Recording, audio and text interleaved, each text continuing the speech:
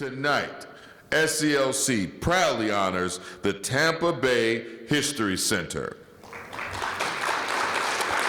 Accepting the honor on behalf of the Tampa Bay History Center tonight is the Curator for Black History, Fred Hearns. Would you please come forward? Crowd goes crazy for Fred. Come on, make some noise, Fred. For Fred, come on. Fred Hearns, everybody. The Curator. Congratulations. Thank you, my brother. God bless you. Wow, man. Wow. Thank you all so much for this honor.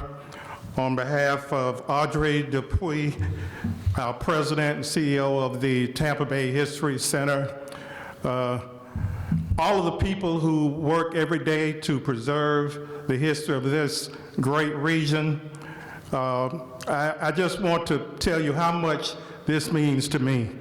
I first met Dr. Lafayette back in the 1990s, and it was at a Middleton High School all-class reunion. Where's Fanny? Fanny Keith. You may have been at that reunion, Fanny. She was one of Dr. Lafayette's classmates. And so I'd never heard of him before. And I saw these people gathered around this gentleman, and I started eavesdropping to find out who he was and why everybody was gathered around him. He was so soft-spoken, and I was very impressed. So I went back and did a little research. I said, oh my God, we never learned anything about him growing up in Tampa. Fast forward several years after that, and when I was hired at the Tampa Bay History Center as the first curator of Black history, I said, one of the first things we have to do is put together an annual event, and we chose February, Black History Month, where we have an opportunity to present an award in Dr. Bernard Lafayette's name for those people and organizations that keep Black history alive and fight the struggles that so many of us need fought, and perhaps we don't have the courage to fight them ourselves. And so 5 years ago, we had our first Black History Month reception. We invited Dr. Lafayette and his wife to come, and I want to thank Dr. Kennedy, his sister, the rest of his family for making sure that he was looking forward to coming every year, and that he made it the first 2 years.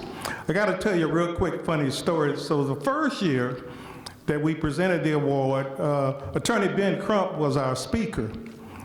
And so, of course, that drew a big crowd, and Dr. Lafayette was there, and he didn't know what we had in store later on in the program. So we're reading this information about the award recipient, and he probably thought it was going to be Ben Crump. And Dr. Lafayette introduced himself as the award recipient. So he received the first Dr. Bernard Lafayette Sankofa Award for keeping Black history alive in Tampa, Florida. And every year since then, we presented that award. He came the next year, and we had a very small budget. And looking around for partners, we believe in partnerships. Where's Sherry? Sherry's here somewhere. There she is. Okay. So when Sherry found out what we were doing, she said, well, we can get a room at the J.W. Marriott, no problem. How many days does he need? And so the J.W. Marriott Hotel, 5 or 6 star, 10 star, however many stars they give, they got all the stars. That's where he stayed. He and his wife stayed that first year that we had the award presentation. And so we just, since that time, have been so blessed to be affiliated with him and to teach not only children, but adults, the legacy that he has left, the example that he has set. The things that he did when you read about his life and all of the bridges that he crossed, all of the hurdles that he overcame, all of the danger that the good Lord saw him through. It's amazing when you sit back and think about it. The last time I saw him was a couple of years ago in Selma, and I'll never forget, he and his wife were sitting on the front row at the church next to Reverend Jesse Jackson, and it was just so powerful.